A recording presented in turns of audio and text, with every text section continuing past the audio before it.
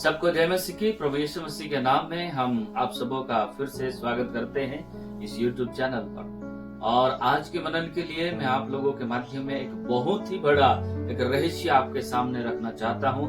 ध्यान से सुनना और अपने जीवन पर मनन करना, किसी और के जीवन पर नहीं, अपने खुद के जीवन पर इसको मनन करके देखना है। इस बात को देखने जा रहे हैं कि खुद की देह के बारे में परमेश्वर की बात क्या है। देह परमेश्वर की महिमा के लिए है। डेफिनेटली आप जानते होंगे इस वचन को कि पहला कुरिन्थियों उसका 6 अध्याय उसका 19 वचन में लिखा हुआ है कि क्या लिखा हुआ, क्या तुम नहीं जानते कि तुम्हारी देह पवित्र आत्मा का मंदिर है। आप बहुत खूबी से इस वचन को समझते होंगे, जानते होंगे और पहचानते होंगे। और कई बार आपने कई लोगों से, प्रभु के दासों से आपने इस वचन को सुना होगा।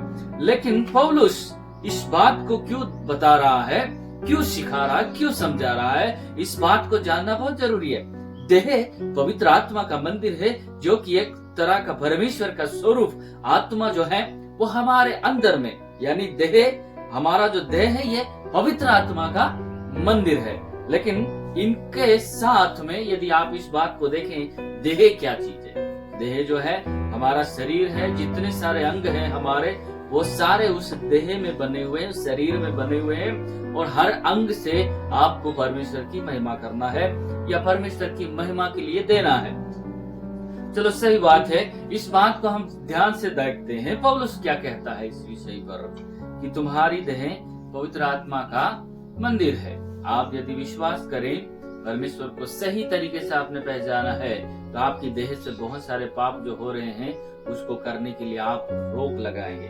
तो पौलुस इस विषय पर कहते हैं तुम्हारी देह, हमारी देह जो है वो देह के विषय में ऐसे लिखा हुआ है कि उसका पहला वचन जो है 6 का 18 वचन जो है वो कहता है व्यभिचार से बचे रहो। जितने अन्य पाप मनुष्य करता है वे देह के बाहर है, परंतु व्यभिचार करने वाला अपनी ही देह के विरोध में पाप करता है। आप चाहे मजे लें, चाहे कुछ भी करें, लेकिन आप खुद के विरोध में आप पाप कर रहे हैं। अब इस बात को समझना जरूरी है कि तुम्हारे अंदर में पवित्र आत्मा का वास होता है।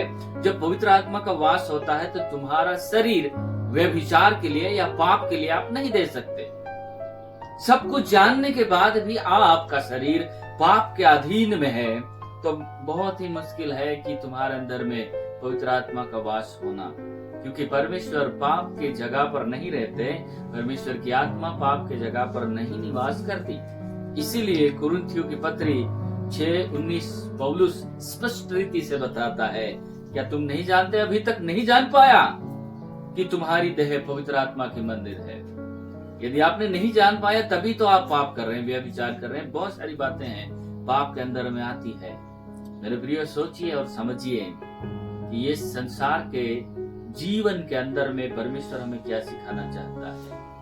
अपने देह से पाप मत करिए, बचे रहें, परमेश्वर की पवित्रता में आगे बढ़ते रहें। यही परमेश्वर का उद्देश्य है, यही परमेश्वर का लक्ष्य है कि हम पवित्र जीवन जिए, तब जाके हमारे हृदय में, हमारे दिल में, हमारे देह में परमेश्वर पवित्र आत्मा की वास जरूर होगा।